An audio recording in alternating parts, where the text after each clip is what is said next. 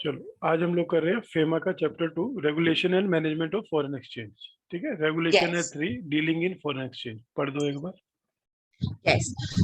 Dealing in foreign exchange, etc., save as otherwise provided in this act, rules or regulation made thereunder or with the general or special permission of Reserve Bank, no person shall a deal in or transfer any foreign exchange or foreign security to any person not being an authorized person.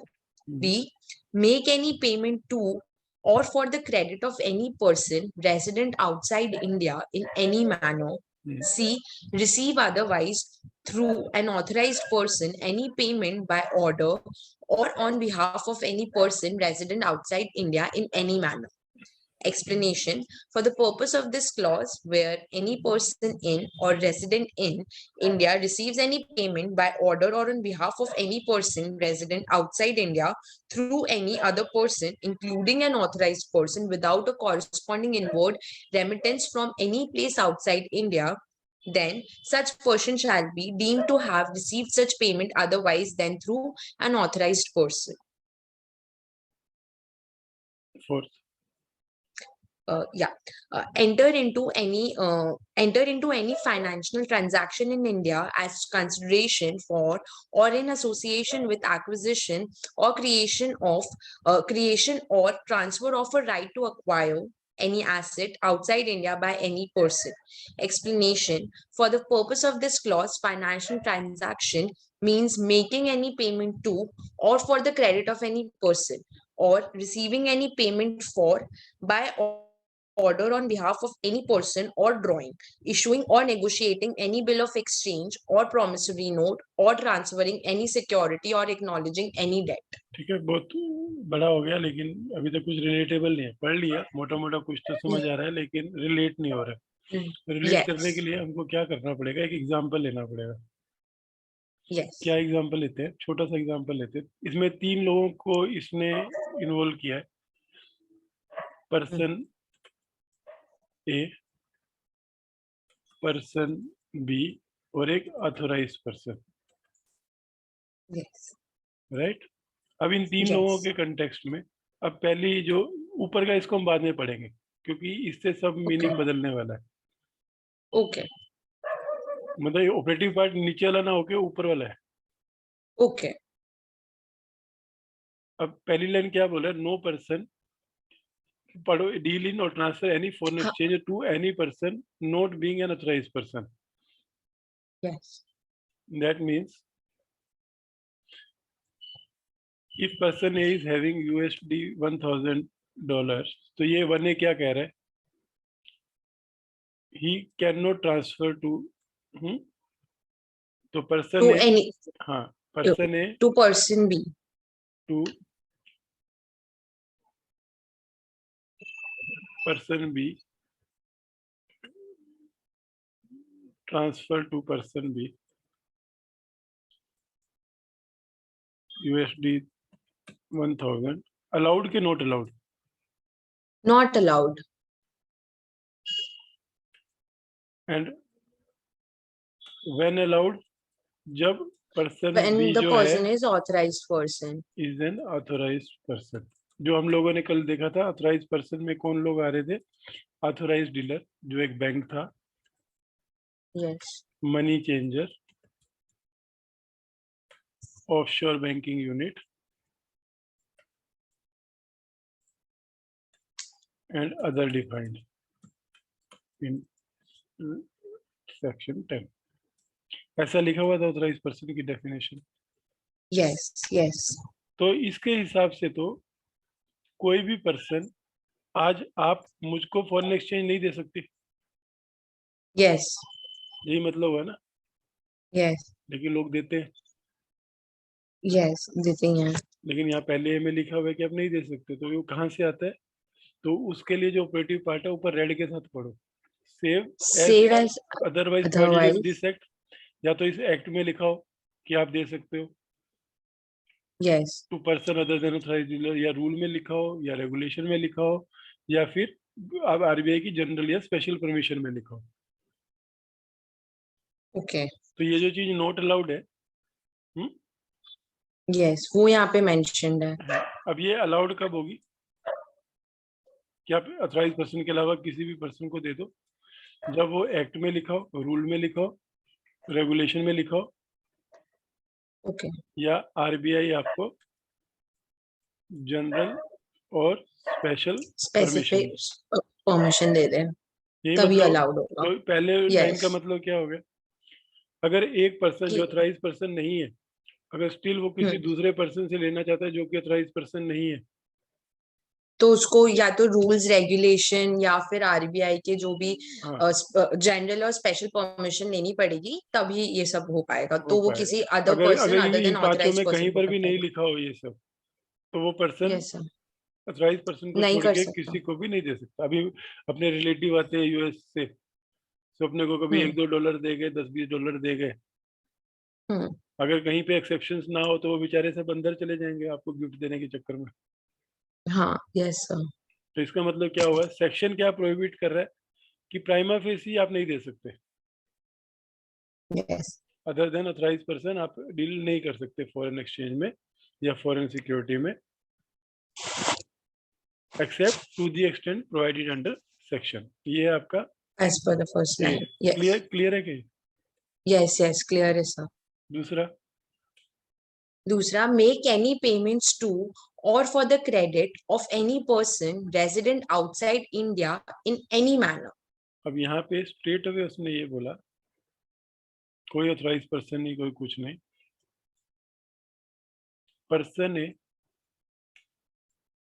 Can remit रिमिट USD 1000 to person B residing outside India. Sir, in any manner का क्या किसी मतलब भी होगा? तरीके से, cash में, ओके, चेक में, हाँ, वाया वाया। ओके, तो ओके, स्टेट अवे मना कर दिया। यस, अब किसी के बच्चे, अगर ये पर्सन है फादर है और पर्सन भी सन है, यस, ब्लैंकेट बैन हो गया। यस। तो अगर उसके पैसे वहां खत्म हो गए तो उसको पैसे कहाँ से मिलेंगे? तो सर, उसके लिए हमें या तो एक्ट देखना पड़ेगा, रूल्स रेगुलेशन देखने पड़ेंगे, या जनरल और स्पेसिफिक स्पेशल परमिशन लेनी पड़ेगी देखनी आरबीआई की। पड़ेगी कि कहीं पे जनरल देखनी परमिशन दी हुई पड़ेगी, है, हाँ, और नहीं है तो हमें स्पेशल परमिशन लेनी हाँ, पड़ेगी। लेनी तो पड़ेगी। टेक्निकली अभी अब आपको समझ आ रहा है एक्ट कैसे चल रहा है। उसने सब कुछ बाहर कर दिया, यस, और सब एग्जाम्पशन मॉडिफिकेशन जो है रूल रेगुलेशन या परमिशन में डाल दिया। डाल दिए, तो ओके, इसलिए मैंने आपको यस, क्या बोला, अब इससे आपका कुछ नहीं होगा, क्योंकि आप तो हमेशा करने की बात कर रही होगी। हम्म, आपके पास जब कोई भी ट्रांजेक्शन आएगी, तो या तो आप रेमिटेंस कर रही होगी, या एक पर्सन से यस, दूसरे पर्सन पे ट्रांसफर कर रही होगी, और उसके क्या रूल है वो देख रही होगी। यस, तो वो आपको एक्ट में नहीं मिलेगा, फेमा में नहीं मिलेगा, रूल्स में और रेगुलेशंस में मिलेगा। यस, तो ओके यही सर, एक अब एक्ट, यही क्लैरिटी है। यही एक्ट थोड़ा सा अजीब है, जहाँ पे जैसे कंपनीज एक्ट है, हाँ, तो हम लोग क्या यस, करते हैं, हाँ मेरे बच्चे, जा, पिल्लू आया, उसको भी क्लास करनी है, यस, ठीक है। तो यहाँ पे इन्होंने ब्लैंकेट बैन डाला, ये बोलते हुए कि कोई भी person outside India foreign exchange transfer नहीं करेगा, कोई यस, पेमेंट नहीं करेगा, क्रेडिट करेगा। और ओके, सी क्या हो गया? सी सर, देखना हम्म, पड़ेगा। Receive otherwise through an authorised person any payment by order और on behalf of any person resident outside India in any manner. That means sir, इसका रिवर्स। तो या वो इसका सर, बट यहाँ पे थ्रू एन हाँ, ऑथराइज्ड एक पर्सन चीज क्यों लिखा एक्स्ट्रा, है? एक एक्स्ट्रा आ गया कि इंडिया में आप रिसीव कर सकते हो पैसा, ये एक्ट आपको अलाउ कर रहा है। हम्म, आप, कैसा है देखो, मैंने क्या बोला था, ये एक्ट वो एक्ट है जो एक्सचेंज को बाहर जाने से रोकेगा और अंदर आने के लिए अलाउ करेगा। यस, रिमेम्बर जब हम लोगों ने बोला था कि यस, क्यों क्यों यस, ये एक्ट, यस, उनको मैनेज करना है क्योंकि, एंड वो उनको क्या अपना मैनेज रिजर्व कर रहा बढ़ाना है? है। इनफ्लो को अलाउ करेगा, आउटफ्लो को रिस्ट्रिक्ट करेगा। अब बी में आउटफ्लो को उसने रिस्ट्रिक्ट कर दिया, यस, लेकिन इनफ्लो में बोल रहा है अथॉराइज पर्सन के थ्रू, जो कि एक ऑफिशियल चैनल है, उसके थ्रू आपको जो लेना ले लो। यस, तो सी का एग्जांपल क्या हो गया? अब सन जो है, हम्म, सन जो कि था पर्सन बी, हाँ, कांट की जगह can, Yes, remit USD to person A जो कि है that is father father residing in India, कैसे through an authorized person. Residing in India through authorised person. अब इसमें क्या नहीं हुआ ऑथराइज्ड पर्सन, अभी जैसे वेस्टर्न यूनियन है, आपके बैंक्स हैं, ये लोग हो गए ऑथराइज्ड पर्सन Yes. कि इनके थ्रू आपने रिसीव किया। आपने किसी और इंडिविजुअल पर्सन को बोला कि मेरे पापा को इतने पैसे दे दो, मैं आपको देता हूँ, तो वो authorized person नहीं होगा. तो उसके लिए रिस्ट्रिक्शन है कि आप नहीं कर सकते वैसा, अनलेस एक्ट रूल रेगुलेशन कहीं आपको अलाउ कर रहा हो। Okay, okay, ये okay, okay, okay. समझे ना? Yes. अब इस केस में इसने एक्सप्लेनेशन दी है, अब एक्सप्लेनेशन पढ़ो उसी हिसाब से। Yes. For the purpose of this clause, where any person in or resident in India receives father any payment, uh, yeah, receives any payment by order or on behalf of any person resident outside India through any other person, including an authorized person, without a corresponding inward remittance from any place outside India, then such person shall be deemed to have received such payment otherwise than through an authorized person. तो इसका मतलब क्या हुआ, अगर ये जो है B can remit USD to person A through authorised person, Yes, वो वहां पर करेंसी दे और यहाँ पे इसको करेंसी मिले, इंडियन रुपीज मिले, yes. कैसे रिमिट करेगा? अगर इसको रिमिट करना है तो ये इंडियन बैंक में यूएस डॉलर जमा कराएगा 1000, और फिर रुपी में कन्वर्ट वो करके खर्च वो करेगा. Suppose ICICI bank authorise person, Yes, ICICI, so normal course में क्या करेगा, आईसीआईसीआई में यूएसडी 1000 देगा, और आईसीआईसीआई फादर को 75,000 दे देगा yes, इंडियन रुपीज। yes. अब एक्सप्लेनेशन क्या बोल रही है, एक्सप्लेनेशन कि फादर को तो दे दिए 75,000 रुपीज, लेकिन आईसीआईसीआई बैंक को यूएसडी नहीं दिए। ओके, उन्होंने अपने पास ही रख लिया. दिया ही नहीं उसको, हवाला। हाँ, हवाला हो गया. आपने उधर कोई रिमिटेंस नहीं की और इंडिया में पैसा ले लिया, तो टेक्निकली इंडिया के पास कोई फॉरेन करेंसी नहीं आई हम्म, और इधर से 75,000 दे दिए उसने। हम्म. अब इस कंटेक्स्ट में इस एक्सप्लेनेशन को एक बार पढ़ो कि क्या ये यही बोल रहा है, तो इसको क्या माना जाएगा, ये प्रोहिबिटेड मोड हो जाएगा, प्रोहिबिटेड मोड मतलब अदरवाइज दैट रिसीव इज करना वाला हो नॉट जाएगा. Not through authorised person. Not allowed.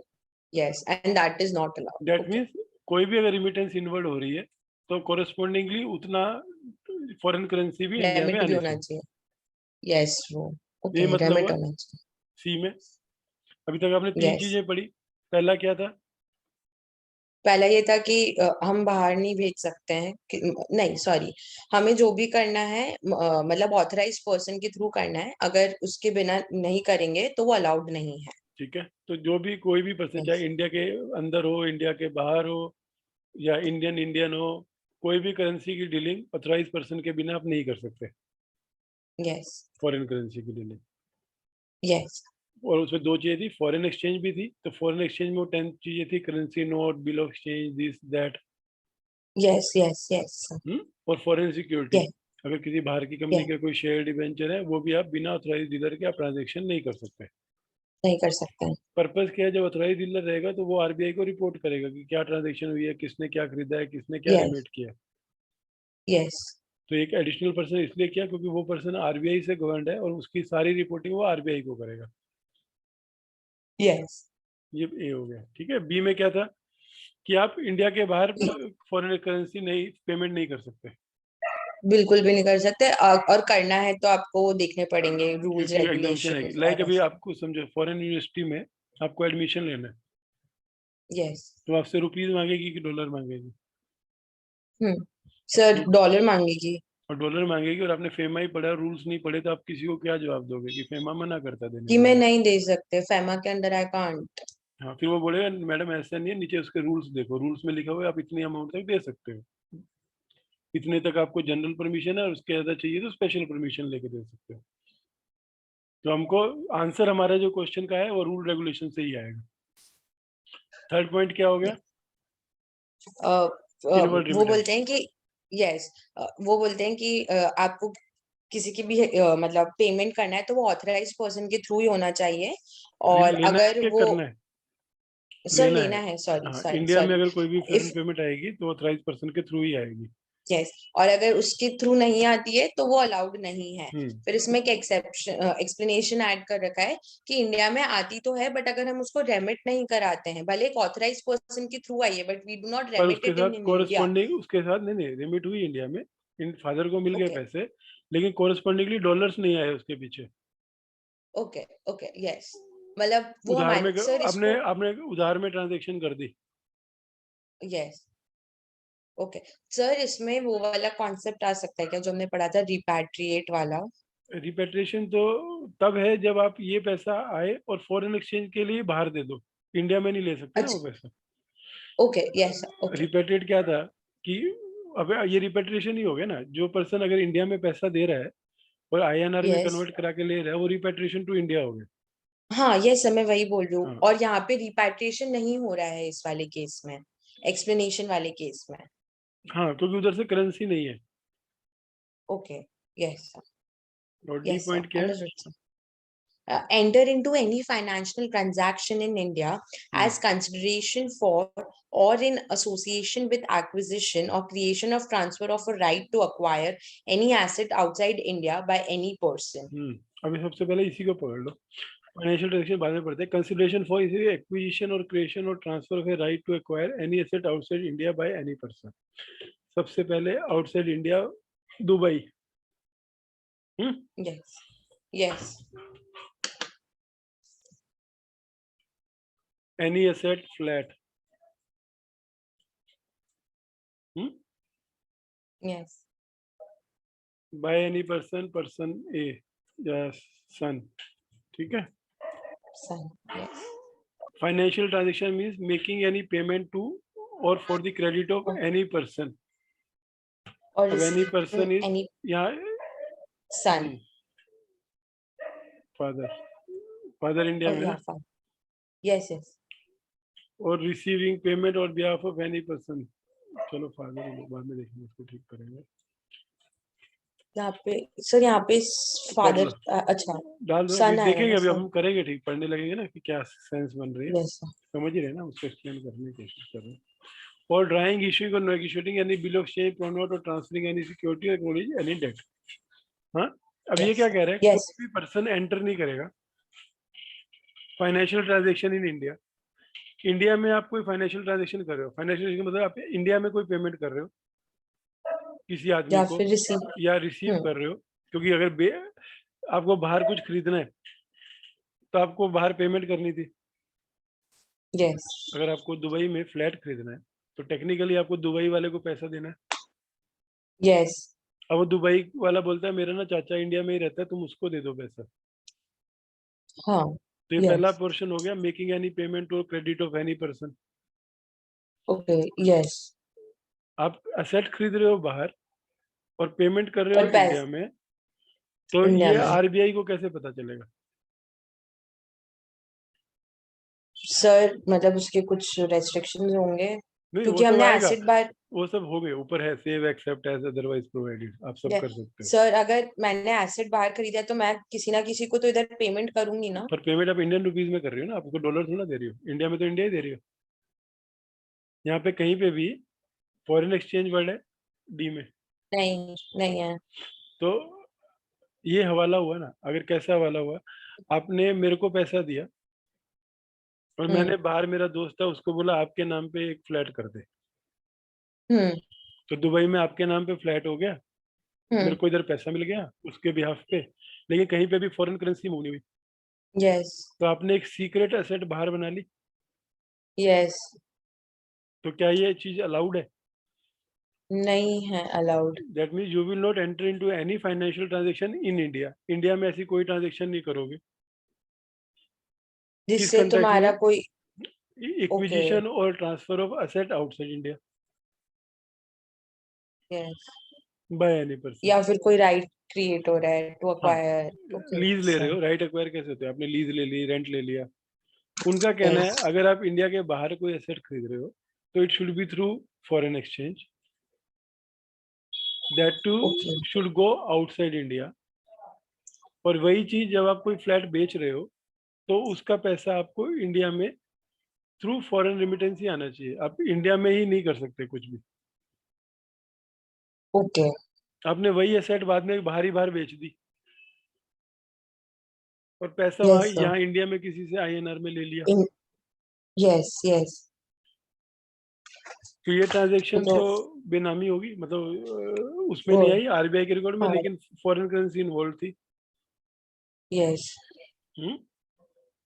Yes, तो ये चीज अलाउड नहीं है। तो चार टाइप की ट्रांजेक्शंस अलाउड नहीं है, अगर आप सिंपल नहीं बोले। इसको आप समरी में अगर आप डिफाइन करो, सी डिफाइन किया था आपने, अभी डी डिफाइन करो। है, yes sir, no D, payment, हाँ, नो नो, पेमेंट और receipt in India on behalf of any person with respect to for the acquisition, asset, acquisition और transfer of asset outside India. यही मतलब है क्या? yes sir, हम्म। yes sir, चलो अभी, okay, no payment, yeah, हाँ, तो रेगुलेशन 3 जो डीलिंग इन फॉरेन एक्सचेंज है, ये समरी है अभी। hmm, yes तो, sir, तो 4 रूल है फेमा के। वो 4 रूल क्या है? यस सर, अंडर इसके अंडर ये कि कोई भी इंसान पेमेंट नहीं कर सकता है, ना रिसीव कर पेमेंट नहीं कर सकता है किसी भी पर्सन को जो बाहर रह रहा है, और अगर उसको ये करना है तो उसको ऑथराइज पर्सन के थ्रू करना है। और इसके अलावा अगर उसको कहीं भी करना है, मतलब तभी अलाउ होगा, और अगर कुछ तब भी अलाउड नहीं है तो उसको एक्ट, रूल या रेगुलेशन या जनरल और स्पेशल परमिशन ऑफ आरबीआई को रेफर करना पड़ेगा। फिर सेकंड में ऐसा है वापस तो से पहले कि वाले में कोई कहीं भी, आउटसाइड इंडिया है क्या? सॉरी सर, पहले वाले एग्जांपल में आउटसाइड इंडिया है क्या? कोई भी दो इंसान फॉरेन एक्सचेंज में डील नहीं करेंगे। फॉरेन एक्सचेंज कोई कोई भी भी, इंसान नहीं करेंगे ये। सिंपल लाइन, कोई भी अच्छा हाँ, इंसान। उसमें एनी पर्सन है, एनी पर्सन है। सेकंड वाले में आप बाहर आउटसाइड पेमेंट नहीं इंडिया करोगे। है। हाँ, और थर्ड वाले में है कि you can not receive it, और अगर आपको रिसीव करना है कोई भी पेमेंट आउटसाइड इंडिया से तो वो ऑथराइज पर्सन के थ्रू होना चाहिए। यस। बट इसमें एक एक्सप्लेनेशन है कि ऐसा नहीं होना चाहिए कि आपने ऑथराइज पर्सन के थ्रू भी किया है बट वो इंडिया में आपने मतलब आपको उसको पैसा रेमिट मिल गया, आपको पैसा मिल मिल गया गया है, इधर, बट आपने, हाँ, बट कोरस्पॉन्डिंगली आपने फॉरेन उस एक्सचेंज नहीं दिया। फॉरेन एक्सचेंज नहीं दिया है, तो वो वाला वापस से भले वो ऑथराइज पर्सन के थ्रू है बट वो फिर भी प्रोहिबिटेड होगा। यस। एंड लास्ट ये है कि आप कोई भी पेमेंट दे नहीं सकते हो या रिसीव नहीं कर सकते हो इंडिया में एक कोई भी एक इंसान के थ्रू जहां पे आपका एक एसेट क्रिएट हो जाए, एक्विजिशन हो जाए आउटसाइड इंडिया। अगर आपको ऐसा करना है तो वो सिर्फ फॉरेन एक्सचेंज के थ्रू ही होना चाहिए, वो ऐसा सब कोई भी फाइनेंशियल वो सब रूल्स ट्रांजैक्शन। में लिखा हुआ है। यहाँ पे इतना ही लिखा हुआ है कि आप यस, नहीं करोगे। आप नहीं कोई भी करोगे, फाइनेंशियल यस ट्रांजेक्शन नहीं करोगे इंडिया में with respect to yes, property outside India, चाहे वो यस, रिसीट हो चाहे वो पेमेंट हो। तो ये 4 रूल है पेमेंट, रेगुलेशन 3 में। अभी हमने यस, तीन सेक्शन पढ़े। वन था स्कोप, सेकंड डेफिनेशन, और थर्ड हो गया and dealing third in foreign exchange. Dealing है फॉरेन एक्सचेंज, यस, अब इस सब के जो एक्सेप्शन है, हर एक के लिए रूल्स में, एक्ट में कहीं ना कोई एक्सेप्शन आएंगे अभी इन बेसिक रूल्स की। यस, यस, ओके, पर जो पूरा फेमा है ये इन 4 प्रिंसिपल्स के ऊपर चल रहा है। ओके, बीच में हाँ हाँ करते रहना, तो मेरे सो गए और मैं।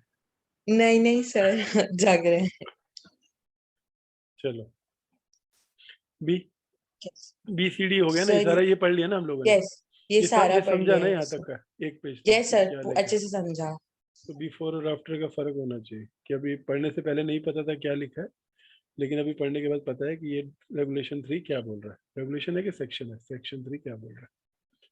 तो सेक्शन 3 हो गया हमारा पढ़ के। आखिर में पूरा फेमा ऊपर जाना चाहिए, नीचे सिर्फ टेबल बचनी चाहिए। यस। चलो चलो ये भी निकल गया चैप्टर 3।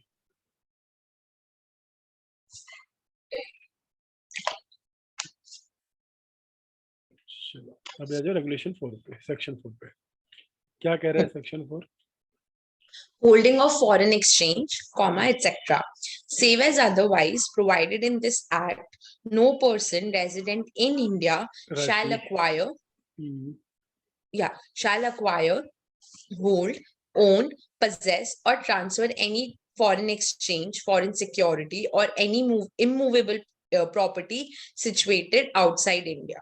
तो आपको क्या बैन कर दिया?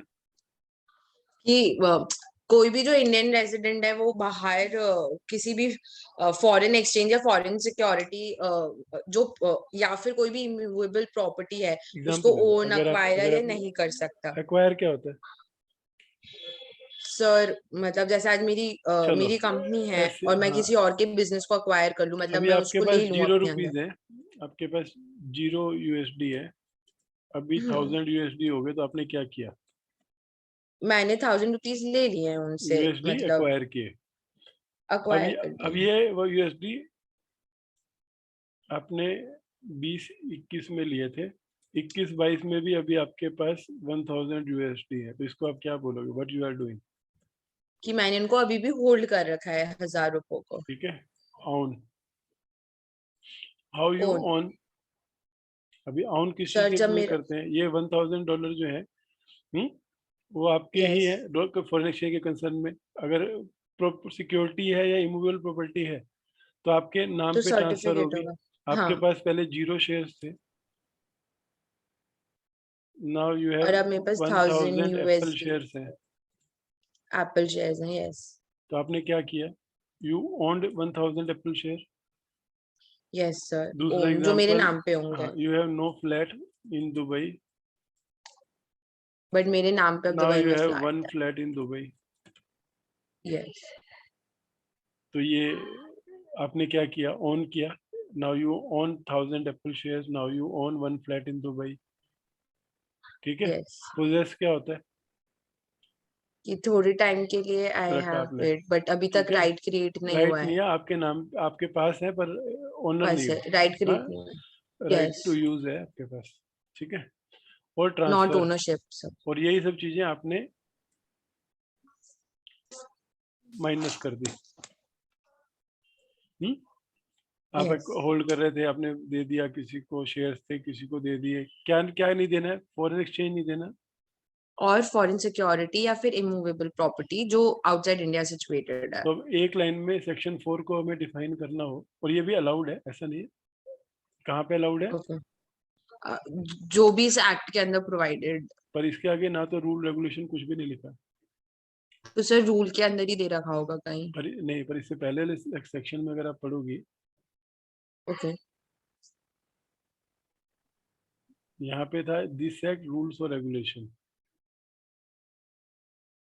यस और यहाँ पे तो सर ये खाली एक्ट। तो इसके लिए जो भी एग्जाम्पशन रहेगी वो एक्ट में ही रहेगी, वो एक्ट में ही होंगे। यस सर, वही कह रहा हूँ सारी में। है ना? तो यस तो रेगुलेशन 4 क्या बोल रहा है? सेक्शन 4 ना सर। सेक्शन, हाँ। हाँ सर, मैं ओके। लॉयर नहीं हूँ ना, तो मैं बोल सकता हूँ ऐसा, मुझको नहीं, लिबर्टी है। Yes sir, sorry sir. हाँ, चलो अभी गलत भी मैं बोलूँ, सॉरी भी तू बोल, वेरी गुड। हाँ, ऐसे अच्छा है ना? जज गलती करे और उसको बोलो सॉरी सर हमारी गलती है, कोर्ट में नहीं जाती ना। नहीं हाँ, तो वहां पे काम आएगा ये। yes. जज बोलेगा ये क्या लिखा है तुमने, तुम्हारा नाम ये है। उसने पूरा सॉरी सॉरी मैंने गलत उठाया केस, सॉरी सर हमारी गलती, हमने ध्यान नहीं दिया आपके सामने कौन सा केस है। चलो सेक्शन 4 करना। क्या क्या बोल, हाँ अभी यही रूल है, मुझे इसलिए अच्छा नहीं लगता सबको सर सर यस बोलते जाओ। यस सेक्शन 4 क्या कह रहा है? सेक्शन 4 यही कह रहा है कि कोई भी पर्सन जो इंडिया में है वो कोई भी राइट मतलब ओन ही कर नो सकता है, रेजिडेंट, नहीं foreign no security resident in India, in बोलो, इंडिया। लिखवा दो मेरे को। Yes, can own, hmm possess, possess, transfer, transfer, acquire, acquire, और एक लास्ट एक और था और hold. और Hold. hold. Yes. क्या? Any foreign exchange, foreign security, immovable foreign property. security, immovable property outside India. यही मतलब है. और अगर ये करना है तो वो एक्ट के अंदर ही प्रोवाइडेड होगा. Except Provided in the act. Clear. तो आप इंडिया के बाहर ना तो आप फॉरेन एक्सचेंज होल्ड कर सकती हो, ना इंडिया के बाहर कोई सिक्योरिटी या कोई एसेट होल्ड कर सकती हो, एक्सेप्ट जो Yes. एक्ट में लिखा हुआ. Yes. तो ये था सेक्शन 4. Yes. अब आ जाओ करंट अकाउंट पे. कैपिटल अकाउंट और करंट अकाउंट हम लोगों ने बेस पढ़ा था, अब इसको उन्होंने और एक्सप्लेन किया. और एक्सप्लेन किया. Yes. Right. Current account transactions. Yes. ठीक कर रहा हूँ.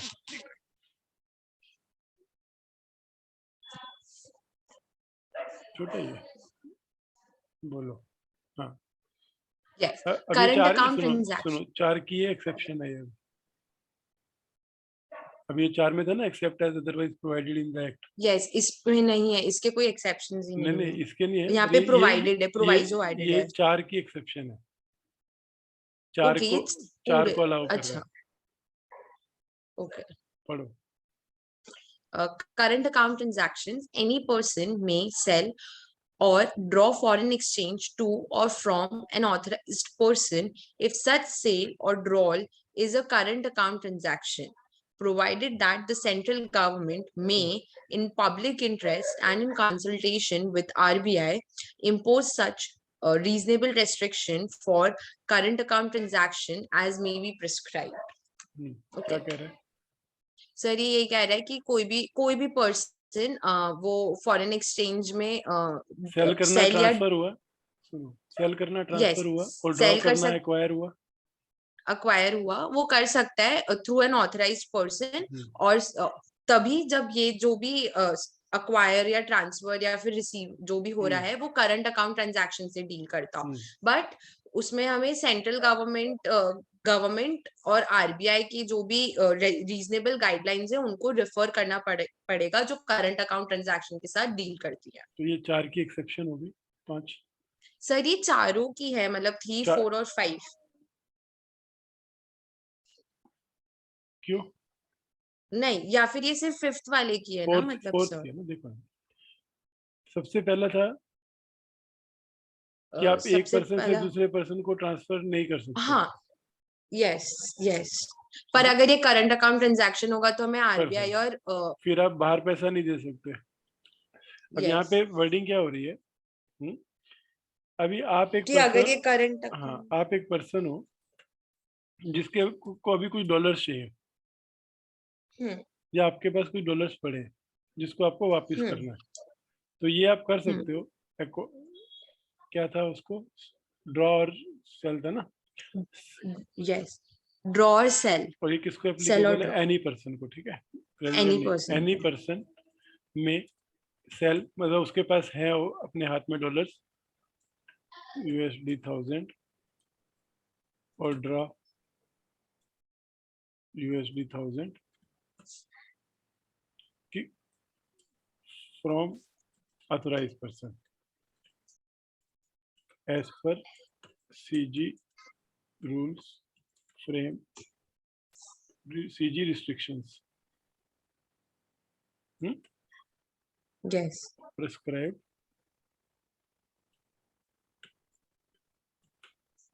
in consultation with RBI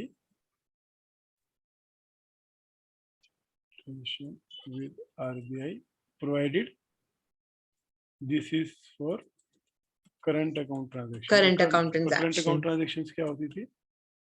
sir current account transactions जो स्मॉल शॉर्ट टर्म के लिए होते हैं और वो उनका लॉन्ग टर्म बेनिफिट कुछ क्रिएट नहीं होता है. ये देख लो क्या है, किस कॉन्टेक्स्ट में आप पैसा ले सकते हो. यस, जो कैपिटल अकाउंट ट्रांजैक्शंस नहीं है which are payment due in connection with trade, current business and service and short term credit facility, interest on loan or net income on investment, or remittance for parents, spouse, children residing abroad, expenses on foreign travel, education and medical care of parent, spouse and children. तो इसका मतलब है इन चीज़ों के लिए आप foreign exchange Yes. अगर आपको कहीं बाहर जाना है आउट ऑफ इंडिया Yes. तो पहले तो उसने लिख दिया नो पर्सन शैल एक्वायर और होल्ड फॉरेन एक्सचेंज। Yes. तो अगर आपके पास फॉरेन एक्सचेंज ही नहीं है तो बाहर कैसे जाओगे? तो फिर Yes. सेकंड में उसने Exactly. Exception they the section के अंदर ही, एक्ट के अंदर ही, कि हाँ अगर आप करंट अकाउंट ट्रांजेक्शन के लिए पैसा ले रहे हो तो आप रिस्ट्रिक्शंस के अंदर वो पैसा आप एक्वायर कर सकते हो, होल्ड कर सकते हो, ट्रांसफर भी कर सकते हो, Yes. राइट? तो 3 और 4 Yes. Yes. Clear? Yes, sir. तो सर हम सेक्शन 3 और सेक्शन 4 के आगे लिख सकते हैं कि उसमें हमको एक बार सेक्शन 5 मतलब हमें करंट हाँ। अकाउंट ट्रांजैक्शन देखना पड़ेगा यस, है कि नहीं है। ये जो आइटम है असेट आउटसाइड इंडिया ये नहीं लगेगा, बाकी 3 में आपको लग सकता है। यस ओके ठीक है, तो ये इसका Yes. हेडिंग है होल्डिंग ऑफ फॉरेन एक्सचेंज, कि आपको अगर होल्ड करना है तो आपको क्या ध्यान देना है। तो आप नहीं होल्ड कर सकते outside of India unless section में लिखा हो एक्ट में। तो एक्ट ने पहली चीज लिख दी कि आप करंट अकाउंट ट्रांजेक्शन के लिए होल्ड कर सकते हो फॉरेन एक्सचेंज, लेकिन और यहाँ पे सर ये जो फिफ्थ सिक्योरिटी नहीं लिखा हुआ है यहाँ पे यस एक्सचेंज तो है। सर ये जो फिफ्थ वाला है करंट अकाउंट ट्रांजैक्शन जिसमें एनी पर्सन लिखा है तो ये सर मतलब सिर्फ इंडियन रेजिडेंट्स के लिए या फिर हम तो अब इसमें एनी सबको पर्सन है, एनी इंक्लूड पर्सन, इसलिए मैंने पहली चीज यही वहाँ ध्यान दी कि नो रेजिडेंट इंडिया, और यहाँ पे एनी पर्सन। अभी कोई यस अभी समझो कोई भी फॉरेनर इंडिया में आया तो साथ में डॉलर लेके आएगा, तो वो क्या करेगा, वो सेल करेगा डॉलर यस इंडिया में। यस लेकिन वो किसको सेल कर सकता है? वो आपको मुझको नहीं सेल कर सकता, वो अथराइज पर्सन को सेल करेगा। जब अथराइज पर्सन उससे जब वो पैसा लेगा तो उससे एक फॉर्म भरवाएगा कि ये पैसा जो आप यस हमसे ले रहे हो अगेंस्ट ये डॉलर किस पर्पस के किस लिए पर्पज, वो बोलेगा मैं इंडिया घूमने आया हूँ, तो बोलेगा अरे रे तो करंट अकाउंट ट्रांजेक्शन है। या फिर वो कोई फॉरेनर इंडिया में डॉलर रिमिट करेगा और बोले उससे पूछेंगे क्यों रिमिट करे, बोले मैं माँ बाप के लिए कर रहा हूँ। जब बाहर भेज रहा हूँ तो अपने माँ बाप के लिए या बच्चों के लिए भेज रहा हूँ, तो बैंक वाले को समझ आएगा ये करंट अकाउंट ट्रांजेक्शन है। तो उसको ये समझ आएगा कि हाँ सेक्शन 5 जो है फेमा का वो अलाउ करता है फॉरेन एक्सचेंज विड्रॉ करना अगर करंट अकाउंट ट्रांजेक्शन हो। करंट अकाउंट यस हम्म, और यहाँ पे फिर वो क्या देखेगा, वो सर्कुलर देखेगा या रेगुलेशन देखेगा कि एक्चुअल में उस अकाउंट पे कितना पैसा ले सकते हैं। यस तो उसमें क्या होगा, आरबीआई का एक चार्ट होगा जिसमें डिफरेंट सिनेरियोज दिए होंगे कि मेडिकल के लिए आप इतना ले सकते हो, एसेट खरीदने के लिए इतना दे सकते हो, वो सब उसमें आएगा। यस ओके सर तो ये दोनों चीजें होगी, होल्डिंग ऑफ फॉरेन एक्सचेंज क्या है और करंट अकाउंट ट्रांजेक्शन क्या है। यस यस मतलब मेरा बोलना ये बहुत डिटेल में नहीं रहेगा, आप ये नहीं बोल सकते कि ये पढ़ने के बाद मुझे पूरा फेमस समझ आ गया जब तक हम इसके रूल रेगुलेशन नहीं पढ़ेंगे। ये सिर्फ यस यस ब्रॉड आइडिया देगा। मैं पढ़ने के बाद भी ऐसा यस लगा अरे कुछ एक्स्ट्रा कुछ तो पता नहीं चला, ये तो हमको वैसे भी मालूम था। मतलब यस क्योंकि रूल रेगुलेशन हाँ, क्योंकि मेरा पढ़ने के बाद यही इसका इंटरप्रिटेशन था कि अरे फेमा फेमा कर रहे हैं, पढ़ा तो कुछ समझ तो कुछ आया नहीं। तो इसमें यस मेरा इंटरेस्ट है कि रूल्स पढ़ें तो वो क्या कह रहे हैं, एक्चुअल क्या लिमिट्स हैं, क्या ट्रांजेक्शन हैं। जब हम वहां यस पहुंचेंगे तब वो मैटर और इंटरेस्टिंग होता जाएगा, यस सर क्योंकि आपको डे टू डे ट्रांजेक्शन दिखेंगे वहां पे। यस सर चलो, कैपिटल अकाउंट ट्रांजेक्शन के लिए क्या रूल है? Yeah. Subject to the provision of subsection 2, hmm any person may sell hmm or draw foreign exchange to or from an authorized person for a capital account transaction. Yeah. Second, the Reserve Bank may, in consultation with the central government, specify any class or classes of capital account transactions which are permissible. B. The limit up to which एक second sir, बोलो। Yes. The limit up to which foreign exchange shall be admissible for such transaction, any condition to which may be placed on such transaction, provided that the Reserve Bank shall not impose any restriction on drawal of foreign exchange for payment due on account of amortization of loans or not depreciation of direct investments in ordinary course of business. The central government may, in consultation with RBI, prescribe any class or classes of capital account transactions not involving debt instruments which are permissible. So, B. B. Which are permissible, the limit up to which foreign exchange shall be admissible for such transactions, and any condition which may be placed on such transactions.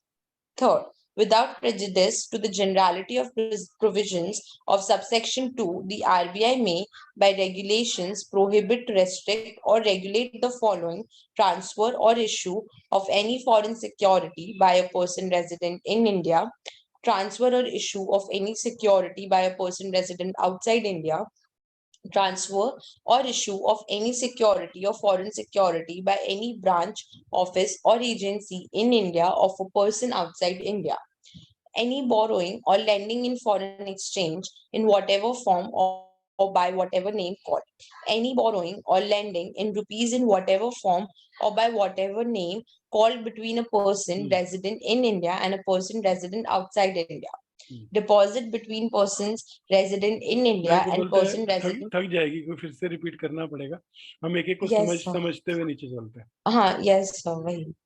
चलो, capital account transaction, पहले तो क्या होती थी capital account transaction? Which alter the, Which alter the assets, liability or contingent liabilities. तो उसके लिए क्या रूल है? उसके लिए अगर हमें फॉरेन एक्सचेंज चाहिए या हमको रिसीव करनी है तो उसके क्या रूल है? तो पहले कह रहे हैं एनी पर्सन मीन्स राशि और बिल गेट दोनों ही लोग हैं एनी पर्सन में. Yes. क्या कर सकते हैं? मे सेल और ड्रॉ.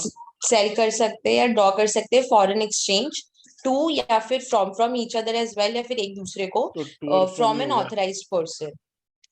तो सबसे पहली चीज लॉ में अलाउ कर रहे हैं कैपिटल अकाउंट ट्रांजैक्शन के लिए फॉरेन एक्सचेंज को रिसीव करना. रूल सिर्फ इतना ही है कि होना चाहिए वो ऑथराइज पर्सन से. अगर आपको कोई भी फॉरेन करेंसी चाहिए या फॉरेन करेंसी बेचनी है और उसको आईएनआर में कन्वर्ट करना है तो आपको ऑथराइज पर्सन के थ्रू ही करना है for a capital account transaction. ये तो होगी जनरल स्टेटमेंट. यस, ठीक है. अब उसके नीचे उसने क्या बोल दिया कि अब आप गवर्नमेंट स्पेसिफाई करेगा कौन? अब ये ध्यान देना, कई जगह सीजी प्रिस्क्राइब कर रही है इन कंसल्टेशन विद आरबीआई और कहीं आरबीआई कर रहा है in consultation with central government. तो कैपिटल अकाउंट ट्रांजैक्शन के लिए कौन बनाएगा रूल? Reserve bank. और ऊपर कौन बना रहा था? Central government with consultation with RBI. ठीक है, यहाँ पे था सेंट्रल गवर्नमेंट में, तो यहाँ रूल्स बनेंगे, वहाँ रेगुलेशंस बन रहे होंगे. तो करंट अकाउंट के लिए कौन प्रोवाइड करेगा? Central government. और कैपिटल अकाउंट के लिए कौन करेगा? आरबीआई. ओके. मतलब सर्कुलर के नीचे साइन किसका रहेगा? जब करंट अकाउंट ट्रांजैक्शन है तो गवर्नमेंट का रहेगा और कैपिटल अकाउंट ट्रांजैक्शन के रूल्स है तो आरबीआई का रहेगा, गवर्नर का. आरबीआई का. यस. ठीक है, क्या क्या करेगी? सबसे पहले अब सिर्फ जो रेलिवेंट पोर्शन है ना उतने को रेड करता हूँ. पहले क्लॉज में कौन सी class of capital account transaction which are permissible? हाँ, यस सर. तो कैपिटल अकाउंट ट्रांजैक्शन में बहुत सारी ट्रांजैक्शंस थी, बहुत सारी ट्रांजैक्शन कैपिटल अकाउंट में आ सकती हैं. असेट बेचना, खरीदना, हाँ, बिल्डिंग, प्लांट, कुछ भी हो सकता है. तो उनमें से कौन सी टाइप ऑफ असेट्स हैं या कौन सी टाइप ऑफ लाइबिलिटीज हैं जो अलाउड है? Yes sir. ये पहली चीज उस रूल में लिखी रहेगी. फिर लिमिट, कितनी अमाउंट तक आप ले सकते हो या दे सकते हो. फिर सब्जेक्ट टू व्हाट कंडीशंस. तो इन रेगुलेशन में कैपिटल अकाउंट ट्रांजैक्शन के लिए 3 चीजें लिखी रहेंगी. अगर एक लिस्ट है तो कौन कौन सी टाइप ऑफ ट्रांजैक्शन अलाउड है, उनके लिए आप कितना पैसा ले सकते हो, और वो सब्जेक्ट टू आपको क्या कंडीशन फुलफिल करनी पड़ेंगी. ठीक है. Yes sir. नींद आ रही हो तो बता देना, जहाँ स्टॉप करना हो वहाँ बोल देना. सर आज हम 6th वाले तक ही करेंगे. हाँ ठीक. करें क्या प्लीज? हाँ, यस सर. क्योंकि अगर दिमाग में नहीं पड़ा और खाली चल गया तो भी कोई फायदा नहीं. तो मेरी मेहनत वेस्ट होगी. यस सर, इसीलिए 6th तक करेंगे. मैं आपको इसके बाद में बोलने भी वाली थी. हाँ ठीक है. चलो, अब इसमें क्या बोल रहे हैं, गवर्नमेंट ने एक्ट बनाते हुए आरबीआई को एक रिस्ट्रिक्शंस डाल दी कि आप जो भी रूल रेगुलेशन बनाओगे उसमें ये ध्यान रखना कि आप इम्पोज नहीं करोगे रिस्ट्रिक्शंस फॉरेन करेंसी को विड्रॉ करने के लिए, फॉर अमोर्टाइजेशन ऑफ लोन और depreciation of direct investment. Okay. अगर कहीं पे बाहर लोन आपका इन्वेस्टमेंट जो थी वो लॉस में कन्वर्ट हो रही है और आपको फंड करनी है, Hmm. ये आपको डेप्रिसिएशन के लिए है, Hmm. Yes. Amortisation of Okay. Loan, तो उस केस में आप सर रिस्ट्रिक्शन, हाँ, सर आप amortization एक बार explain करेंगे क्या? अमोर्टाइजेशन होता है डेप्रिसिएशन। Okay. अगर लोन Okay. अमोर्टाइज कब होगा, राइट ऑफ जिसे बोल रहे हैं आप, Okay. तो उसको अगर आप फंड करने के लिए आप कर रहे हो, हाँ. Like technical low, amortisation of loan का मतलब क्या है?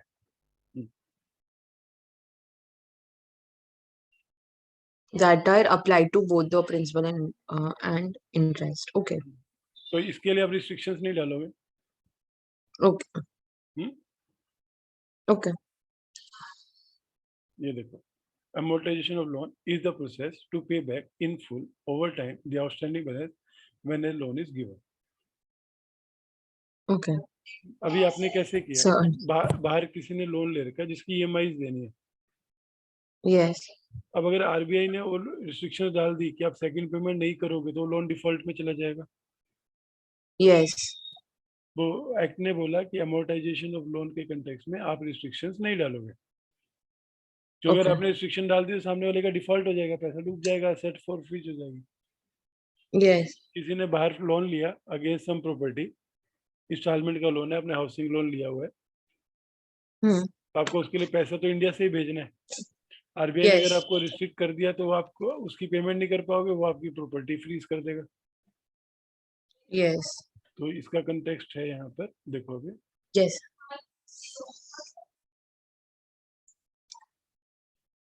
Reserve bank shall not impose restriction on draw, आपको क्योंकि उसको पेमेंट करने के लिए आपको फॉरेन करेंसी चाहिए, Hmm.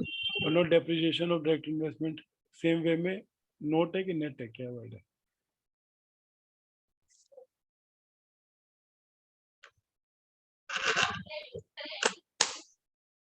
नोट, कुछ तो यहाँ पे स्पेलिंग मिस्टेक है, कुछ तो है। Okay, sir. Sir, official वाले में देखें क्या? तो वही देखा मैंने, और note depreciation of direct investment. Yes.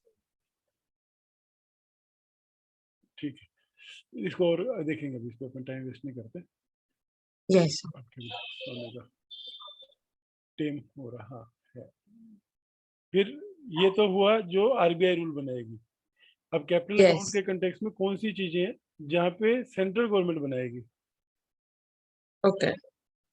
तो कैपिटल अकाउंट में दो टाइप के रूल बन रहे हैं, एक जो आरबीआई बना रही है और एक और जो एक जो सेंट्रल गवर्नमेंट बना रही है। Central government. अब जल्दी Okay. कैसे होता है, सेंट्रल गवर्नमेंट रूल बनाती है, आरबीआई रेगुलेशंस बनाती है। Okay. ये हाँ ये सर ये तो आपने बताया। ठीक है, तो क्या क्या, central government not involving debt instrument, Yes. That means equity के लिए कौन रूल बनाएगा, एनडीआई रूल्स कौन बना रहा सेंट्रल है, गवर्नमेंट। लिमिट्स, उसमें डेट लिखा हुआ था क्या? नहीं सर ऊपर वाले में कहीं डेट नहीं लिखा है, ठीक है, जहाँ तो पे आरबीआई बना हाँ, है। नॉट इन्वॉल्विंग डेट के लिए सेंट्रल गवर्नमेंट बनाएगा, उसके लिए आपको लिमिट्स लिखेगा उसमें और कंडीशंस देगा। कंडीशन सर इसका एग्जांपल वो एनडीआई रेगुलेशंस हो एनडीआई सकते है, हैं, और उसके रूल्स। लिए डेट वाले में रेगुलेशन होगा। ओके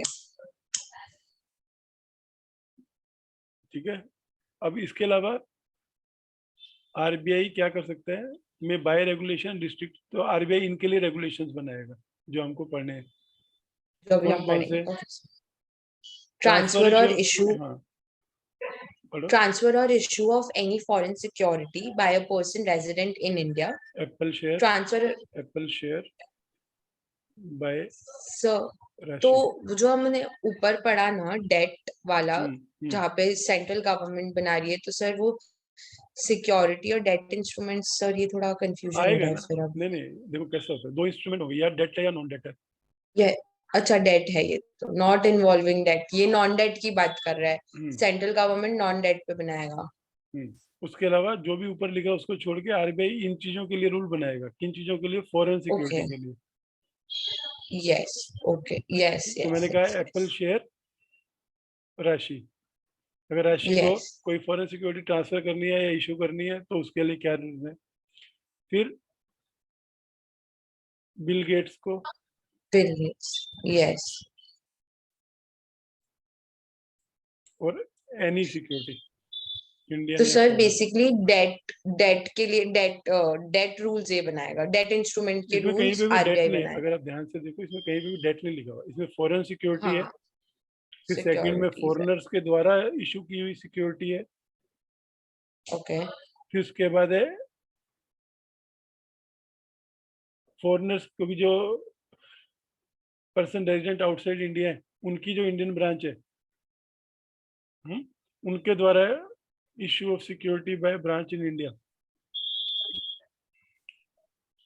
सो अगर गूगल की यहाँ पे गूगल इंडिया है, यस सर। गूगल यूएस की ब्रांच है यहाँ पे,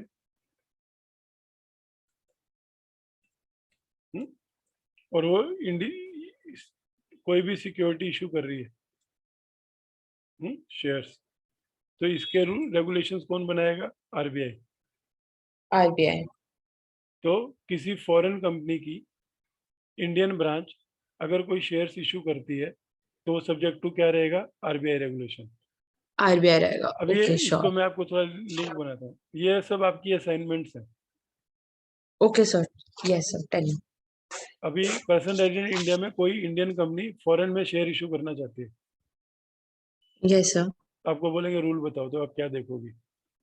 आप आरबीआई के रूल्स देखोगी, रेगुलेशंस देखोगी, ये वाले जो इसके परसेंट में यस। बने हैं। फिर यस। आपको बोला कि अरे वो पर्सन जो इंडिया से बाहर है उसको शेयर ट्रांसफर करने है, उसको गाइड कर दो। पर्सन रेजिडेंट को उसकी शेयर्स। सर तो भी हम यही देखेंगे। ये हाँ, सब में यही देखेंगे, लेकिन मैं आपको यही बोल रहा हूँ ये देखेंगे। आपकी सब असाइनमेंट्स है। Yes sir. Yes sir. जैसे अभी आपको मिला ना, ईसीबी हमें बोरोइंग करनी है, यस सर। या हमको फॉरेन में ईसब के शेयर्स देने हैं, तो आपको कहाँ जाना है, तो ये सब ऐसे आपको है। अभी ये बोरोइंग्स की बात करो, ये डी आपकी ईसीबी में आया, यस सर। एनी बोरोइंग और लैंडिंग इन फॉरेन एक्सचेंज, इसके भी रेगुलेशंस कहाँ हैं? ये भी एक असाइनमेंट है आपको यस सर।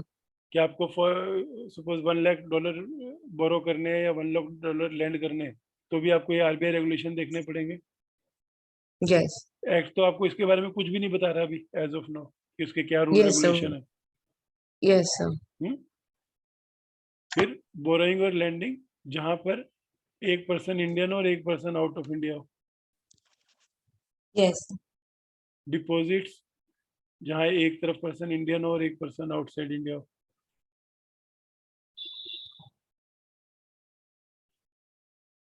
फिर एक्सपोर्ट इंपोर्ट और holding of, holding of currency और करेंसी नोट्स तो करेंसी नोट्स के लिए जो भी रेगुलेशंस हैं वो कहाँ पे बन रहे हैं?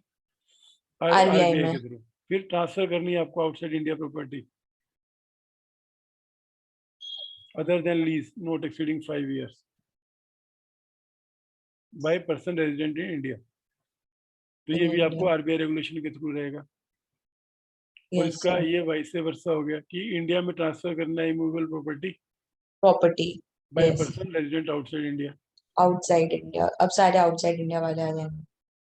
फिर गारंटी कंटीजेंट लायबिलिटीज, तो ये सब कैपिटल अकाउंट ट्रांजेक्शन है ना ये।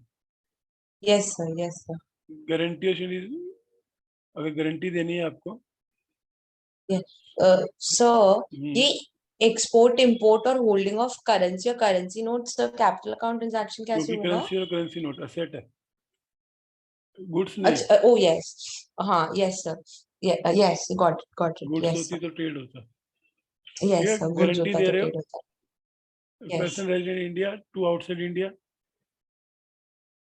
यस। उसके लिए भी आरबीआई रेगुलेशंस, और पर्सन रेजिडेंट आउटसाइड इंडिया के लिए भी आरबीआई रेगुलेशन। वो भी आरबीआई रेगुलेशन। ठीक यस है। Sir, got it. फोर्थ क्या बोल रहा है? नहीं, अभी पहले इसको तीन को समराइज कर लो, 3 लाइन में। तीन यस टाइप के सर। रूल्स की बात हुई कैपिटल अकाउंट ट्रांजेक्शन में, यस ज्यादा कुछ नहीं बोला उसने।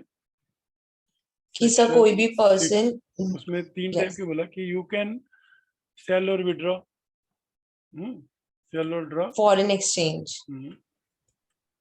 Forex, foreign exchange authorized person for a capital account transaction. for cap account transaction. फिर इसने Yes. 3 टाइप के रूल्स की बात करी. फर्स्ट जो आरबीआई बनाएगा. RBI. क्या बनाया? आरबीआई स्पेसिफाई करेगा. Yes. आरबीआई टू स्पेसिफाई करेगा जो भी क्लास या क्लासेस हैं. कैपिटल अकाउंट ट्रांजैक्शंस के बारे में. Yes. अकाउंट ट्रांजैक्शंस क्या स्पेसिफाई करेगा? क्लास, लिमिट्स या क्लास. And conditions. ये 3 चीजें स्पेसिफाई करेगा. Yes. सारी कैपिटल अकाउंट ट्रांजैक्शन किसी टाइप की कोई भी होगी, उसकी क्लास, लिमिट और कंडीशन आरबीआई स्पेसिफाई करेगा. फिर उसके नीचे Yes. उन्होंने क्या बोला? सीजी करेगी कैपिटल अकाउंट ट्रांजैक्शन जो कि नॉन डेट है. That means non debt instruments होंगे. इक्विटी हो गया. इक्विटी और इक्विटी लिंक्ड. और उसके लिए क्या देगी? क्लास, या लिमिट क्लास, और लिमिट्स कंडीशन. और कंडीशन. फिर उसके बाद उसने बोला आरबीआई स्पेशल सिनेरियो रेगुलेशंस बनाएगी. समरी करने के लिए सिर्फ एक एक वर्ड लिखते हैं वो सिनेरियोस क्या क्या थे. Foreign security Yes. By Yes. Resident. फिर any security by non resident. By non-resident. Third में क्या था? फिर ब्रांच. हाँ इतना पढ़ लिया हम लोगों ने. So 4 से पहले कर दिया है. चलो उसके बाद यहाँ पे फिर क्या था? जो इंडियन ब्रांच इशू कर रही है सिक्योरिटीज, इशू एनी सिक्योरिटी, उसके रेगुलेशन भी इसी में आएंगे. इसी में आएंगे. फिर बोरोइंग और Borrowing. Lending in foreign exchange, borrowing in rupees. फिर यहाँ पे आया फॉरेक्स, बोरोइंग और लैंडिंग. और lending. और फिर आया आईएनआर, बोरोइंग और lending between R and non NR. इनके ऊपर कि अगर एक तरफ इंडियन है और एक तरफ नॉन रेजिडेंट है, उनके बीच में बोरोइंग लैंडिंग होती है, उसके भी रूल्स आरबीआई बनाएगा, रेगुलेशंस. Yes. फिर डिपॉजिट्स का, एक्सपोर्ट का, एक्सपोर्ट का, इंपोर्ट और ट्रांसफर ऑफ एनी यहाँ से इमूवेबल प्रॉपर्टी. डिपॉजिट्स के बारे में, deposit between R and NR, right. फिर एक्सपोर्ट ऑफ करेंसी नोट्स. फिर holding of immovable immovable outside property. India by resident or holding of immovable in India by non-resident. और क्या? Guarantees. guarantees. Issuance of guarantees, resident and non-resident. ठीक है. Section 6 की summary अभी तक इतनी चली है जो हमने पढ़ा. Yes sir. कि 3 टाइप के रूल्स की उन्होंने बात की. एक आरबीआई कैपिटल अकाउंट के RBI रूल्स बनाएगा, सेंट्रल गवर्नमेंट नॉन डेट के बनाएगी, और उसके बाद आरबीआई स्पेशल केसेस को कवर करते हुए अलग अलग रेगुलेशंस बनाएगा, जिसमें ये सारे पॉइंट कवर होंगे. तो आपके इन सब क्वेश्चंस के आंसर इस आरबीआई के रेगुलेशंस में रहेंगे. regulations में. Okay sir. अब last but not the least ऐसे बोलते हैं. कहाँ गए? सर ये कल कर सकते हैं क्या? हाँ कर सकते हैं, लेकिन खत्म कर दोगी तो निपट जाएगा, फिर हम अगले Okay, से शुरू sir. करेंगे. Okay sir. Okay. तो मैं वीडियो पे लिख दूंगा 1 से 4, 4 से 5, Yes sir. Yes sir. 4, 5. थोड़ी देर जाओ बस, 10 मिनट. Yes sir. सॉरी, मैं तेरी लैंग्वेज में बोलता हूँ, सॉरी मेरी गलती हो गई, आज मैं लेट हो गया, नहीं तो इतना No. टाइम नहीं लगता. चल Sir. बोल.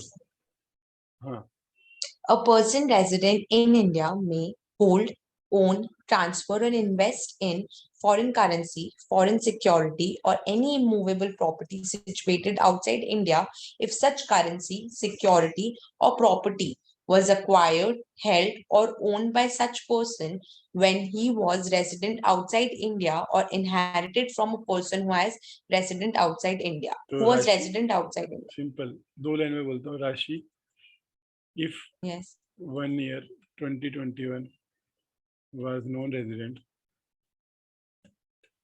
so whatever earned at that time she can hold, right? Yes, sir. अगर आप बाहर गए और आप इंडियन रेजिडेंट नहीं हो तो आपने जो कुछ भी कमाया वहां पे Yes. वो आप उसको ट्रांसफर करो, ओन करो, इन्वेस्ट करो, वो आपका है, उसमें आरबीआई का कोई लेना देना नहीं है. कोई लेना देना नहीं है. Yes, sir. ऐसे ही रिवर्स होगा. ये नीचे vice versa Yes. Yes. Series आगे reverse. Yes. A person resident outside India may hold, own, transfer, or invest in Indian currency, security, or any immovable property situated in India if such currency, security, or property was acquired, held, or owned by such person when he was resident in India or inherited from a person who was resident in India. ठीक है. Yes, ये sir. यही मतलब हुआ Clear. कि अगर आप कोई Yes. फॉरेनर भी जितने टाइम रेजिडेंट था इंडिया में, उसने अगर उसको घर बनाया तो तो भी वो उसका है, उसमें उसको रख वो सकता नहीं है, बेच आएगा, सकता है, क्योंकि उस पर रूल्स नहीं लगेंगे. उस पे रूल्स नहीं बनेंगे. ये Okay. किसका एक्सेप्शन है? सेक्शन 4 का एक्सेप्शन है. No person will hold on करके. तो किस केस में स्टिल ही कैन होल्ड? अगर वो नॉन रेजिडेंट था और उस टाइम उसने वो प्रॉपर्टी बनाई थी. Regulation section 4 Yes. क्या कह रहा था? आप बाहर कोई भी करेंसी Yes. एक्सचेंज या प्रॉपर्टी होल्ड नहीं करोगे.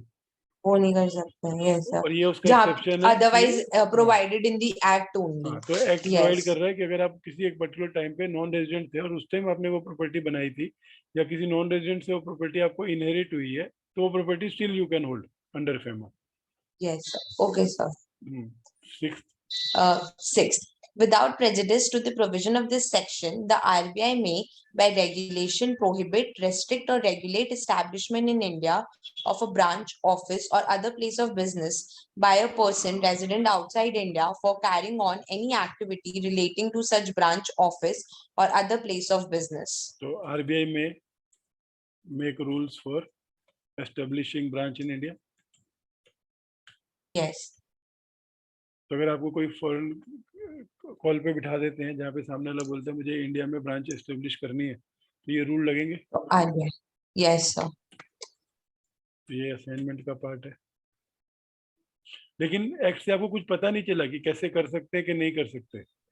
क्योंकि वो सर रेगुलेशंस में हाँ, होगा तो मैं अभी. यही बोल रहा हूँ कि इसलिए ये लोग ज्यादा फेमा पढ़ते नहीं, पर अंडरस्टैंडिंग के लिए हम लोग पढ़ रहे हैं. Yes, sir. ठीक है. तो 3 चीजें हमने यहाँ पे पढ़ ली. नेक्स्ट स्टेप में कि resident can hold forex security और immovable property outside India If this person was outside when acquired, when at the time he was non-resident. non-resident. Yes. Or same Yes. reverse. Non-resident can. Non-resident can hold forex in India when at the time he was resident, और दोनों में Resident. और inherited from inherit. Yes, sir. तो उसके बाद हमने पढ़ा RBI can make rule for establishing Any branch establishment outside branch in India, India. opening their branches in India. ठीक है. ये एक हो गया. Yes, sir. और लास्ट एक एक्सप्लेनेशन है. Seventh. डेट इंस्ट्रूमेंट कौन स्पेसिफाई करेगा? सेंट्रल गवर्नमेंट स्पेसिफाई करेगी. Right. क्योंकि नॉन डेट में तो सेंट्रल गवर्नमेंट कर रही है. पर डेट इंस्ट्रूमेंट क्या होता है ये भी सेंट्रल गवर्नमेंट बताएगी. ओके. होते क्या है वो सेंट्रल गवर्नमेंट बताएगी, रूल्स आरबीआई बनाएगा. अच्छा ये भी है. Okay. Specified by CG and regulations to be made by RBI. Technically अभी हमने आज 4 ही चीजें पढ़ी. ठीक है. Yes, sir. एक रेगुलेशन 3 पढ़ लिया कि क्या क्या जनरल रिस्ट्रिक्शंस है, कोई पर्सन ट्रांसफर नहीं कर सकते, रिमिट नहीं कर सकते, ले नहीं सकते, हाँ, या आप बाहर आप एक्वायर ट्रांसफर सेट नहीं कर सकते। फिर आपने पढ़ा कि आप बाहर कुछ होल्ड नहीं कर सकते। फिर आपने पढ़ा Yes. कि अगर आप करंट अकाउंट ट्रांजेक्शन है तो रूल्स रेगुलेशन के हिसाब से आप ले सकते हो। फिर कैपिटल अकाउंट ट्रांजेक्शन है तो भी ले सकते हो। और उसमें आपने क्या पढ़ा कि आरबीआई जो है वो रूल बनाएगी, सीजी नॉन डेट के रूल बनाएगी, फिर आरबीआई रेगुलेशन Non बनाएगी। or RBI तो 4 टाइप के regulation रेगुलेशन है जिसमें 3 आरबीआई बना रही है, सिर्फ नॉन डेट इक्विटी का सेंट्रल गवर्नमेंट बना रही है। जिसको भी डिफाइन सेंट्रल गवर्नमेंट करेगा। डेट नॉन डेट क्या होता है वो सेंट्रल गवर्नमेंट डिफाइन हाँ, करेगा। सेंट्रल। ओके ठीक सर। है, करें? Good morning Yes. करने से पहले खत्म कर रहे हैं, चलो Yes सर। 12 बजने से पहले। सर एक क्वेश्चन पूछना था, अगर रिकॉर्डिंग रिकॉर्डिंग बंद करो। मतलब। हाँ हाँ हाँ, यस एक sir. Second, stop share, stop